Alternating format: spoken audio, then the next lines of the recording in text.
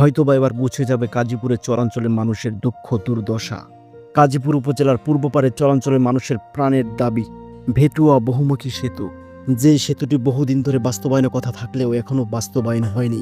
এবার কি তাহলে বাস্তবায়িত হতে যাচ্ছে গাজীপুর উপজেলার অন্যতম বহুমুখী সেতু ভেটুয়া সেতু? নাকি আবারও জনগণকে আশ্বস্ত করে মুখ ফিরিয়ে নেবে সেতু মন্ত্রণালয় এই সেতুটি বাস্তবায়নের ব্যাপারে? সেতু মন্ত্রণালয় কি এবারও ব্যর্থ হবে এই সেতুটি নির্মাণে? চলুন শুনে আসি সেতু মন্ত্রণালয় থেকে আগত ইঞ্জিনিয়ারের মুখে বিস্তারিত। আপনাদের এলাকার আপনাদের দীর্ঘদিনের প্রত্যাশা যে ব্রিজ, ওই ব্রিজের আমরা ফিজিবিলিটি স্টাডি করার জন্য আসছি। এটা অনেকটা ইকোনমিক ফিজিবিলিটি স্টাডি। এই স্টাডি যখন পজিটিভ রিপোর্ট আসবে ইনশাআল্লাহ এই ব্রিজের যে বাস্তবায়ন সেটা হবে। তো এখন হচ্ছে আমরা এর বাইরে হচ্ছে একই সাথে আমরা এনভায়রনমেন্টাল রিপোর্টের কাজ করতেছি। সেটার জন্য হচ্ছে আমাদের এই যে স্যাম্পলিং কাজগুলো এগুলো যে প্রতিদিন চাইলাম এটাই চলমান। তো ধন্যবাদ সবাইকে, দোয়া করবেন যেন আপনাদের ব্রিজটা হয় আর কি সময়ের মধ্যে। ধন্যবাদ।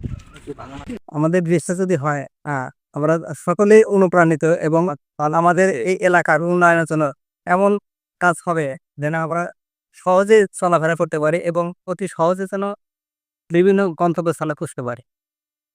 যদি ব্রিজ হয় কেমন উপকার হবে বলতে পারবো না, কারণ আমি নাটোর বাজার যাইতে আমার সময় লাগে 4 ঘন্টা।